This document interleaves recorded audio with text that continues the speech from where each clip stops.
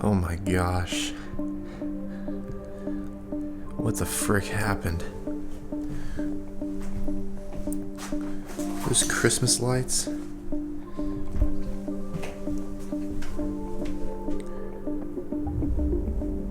Holy smokes. What is all this stuff? Why is it just sitting on the floor? Oh my god. Good grief. Oh goodness. This office is a catastrophe. And I have no earthly idea how in the world it got to this point. I do know how it got to this point. It's because I've been lazy about actually cleaning it. It's just sometimes I don't know like what happened. I think I need to clean it, straighten some stuff up or something. So let's do it.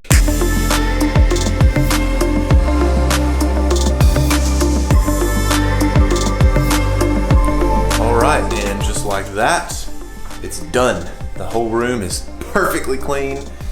No, it's not. But most of the crap that was just sitting out is gone. That's Desmond's place whenever he's here. So, or not here, but like when I let him up here. Desmond, come here. Come here, buddy. Go to your place. Just like that. Easy as pie. We're all done.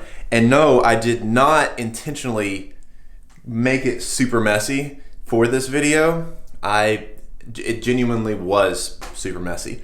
It was a long weekend. I was here in the office for several hours on Friday and Saturday doing some stuff, and things just kind of accumulate over time. So it is what it is. All right, so some of you are probably wondering, how did you do that time lapse? It looks spectacularly perfect. In this video right now, I'm going to show you a couple of things that you can do to make bomb time lapses. The first thing that you're going to want to do, you've got to change some settings in your camera.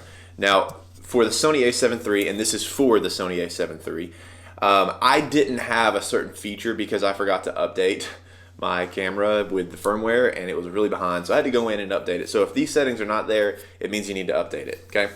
So from my settings, I usually shoot in RAW. You can shoot JPEG if you want. RAW gives you more flexibility in post with editing it. And then what you're gonna do, we're on that first tab, scroll over to the 4th page, and there you're gonna see the interval shooting function. The first thing, you wanna make sure interval shooting is on. This is how you do the time lapse, so that has to be on. The default settings for the shooting start time is 1 second, the shooting interval is 3 seconds, and the number of shots is 30 seconds. These are my settings for this. What I did, I left it for this sequence, I left it at 1 second and then 3 seconds as an interval, but I changed my number of shots to 900 and I just tried to max it out, because what it was doing, as you can see, for 30 shots, it only lasts for 1.5 minutes, and that goes by just like that. So I chose to change it because I was just moving around with the tripod, just change it to a high number so it would just continue to record. So now that you have your settings set, the trick here is, in order to get that motion blur in photos, you've got to have a low shutter speed. You can't have a low shutter speed without an ND filter. So those are two things right there. Make sure your shutter speed is super low. You could even get down in the single digits, and then use your ND filter just to make sure that it's not overexposed. And from there, just play around with the settings. That's what I did. I have a variable ND filter, and so I was able to adjust that and then adjust the ISO. And then last but not least, make sure that you're set to manual focus on your lens, not autofocus. Okay, so that's basically it. That's how you get your settings right on the Sony A7 III in order to make this bomb time lapse. And you can do this anywhere. You can do this outside, inside, on the moon, on the sun, wherever. Make sure you have a tripod though. You need a tripod, ND filter, tripod, Sony A7 III, manual on everything, and low shutter speed. All right, the next thing you're gonna wanna do is go heat up your coffee because it just got cold. There is nothing I hate more than coffee that is lukewarm that's supposed to be piping hot. That's better. The next thing you're gonna wanna do, you've gotta process these photos, okay?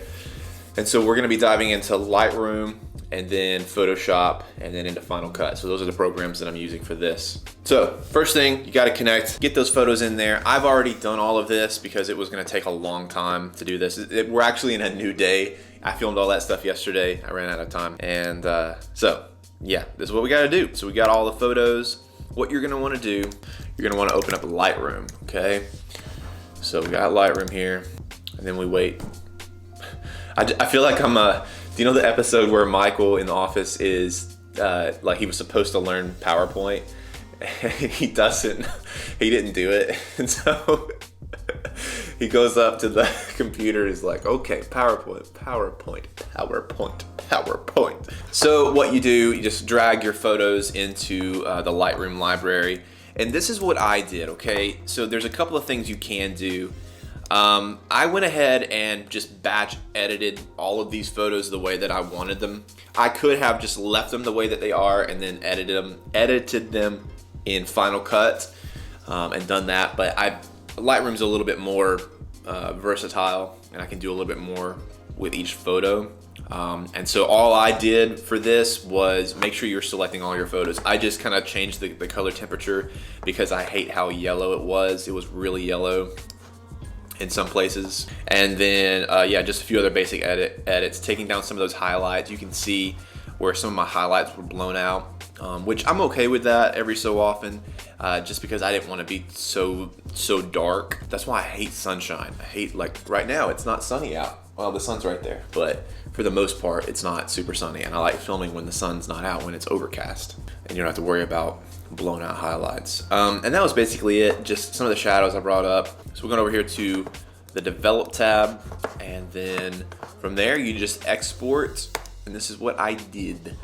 I put them in a specific folder. You put it in wherever you want to have the folder. If you want to wait until later to do it, you can do that too. And then under file name, you have to do sequence. So I did custom name sequence, and then there's my title, and the start number was 1. So you got to do that. Make sure that your pixels are set to 1920, and you just hit export, and then it'll export 190 photos in about 20 minutes. So if your computer is as slow as mine. All right, moving right along. What I did, I saved it to my hard drive. This is where my hard drive is with all my work. And then you've got it right here.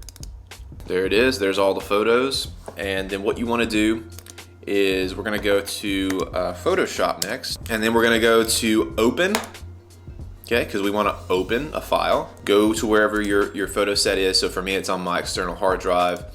It's in the time lapse for video. So what we'll do is find photo number 1, and there it is right there. And then what you want to do is just hit image sequence and then open.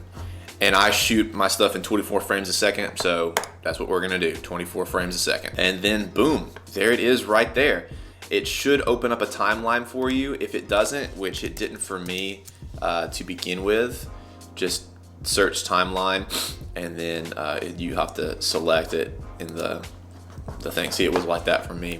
So just hit that, and then boom, there it is. Cool. And then here is our entire sequence, okay? There's no edits I want to do here in Photoshop, so the next thing I'm going to do is this little arrow right here.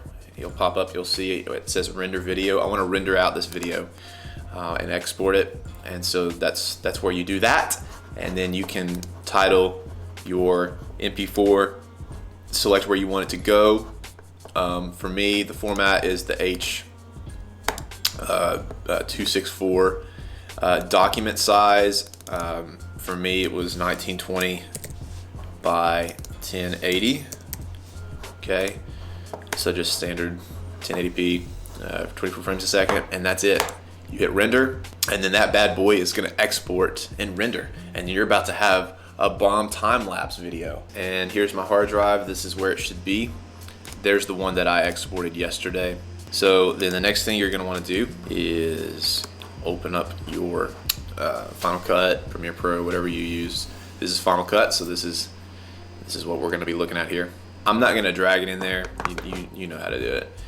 But this is where I put it, right here, okay? And as you can see, I edited out some of the little jump cuts where the tripod was shaky, and that's basically it. Yeah, that's how you get that. And then I added just some transform tools on that. Had it zoom out on both of those, kept that one stationary, and then same thing there. So yeah. Alright guys, that's basically it. That's the tutorial on how to make a bomb time lapse and all the things you're gonna need and the things you gotta do. And if you have Premiere Pro or other software, whatever, I'm sorry that I don't know how to operate that yet, or I just strictly function out of Final Cut. So that technically this is a Final Cut tutorial and Lightroom tutorial and Photoshop tutorial. So anyways, I hope this video was helpful, and I think it's a really cool thing, really easy thing to do once you get into the habit of doing it. Just extra B-roll, you know. Add this technique, this skill to your B-roll options as you're out filming and shooting, and yeah, give it a try. Other than that, thanks so much for watching. Thanks for hanging out. And if this video was helpful, make sure you hit the like button, subscribe down below, and hit the notifications bell if you want to see more just like this. And yeah, we'll see you in the next video.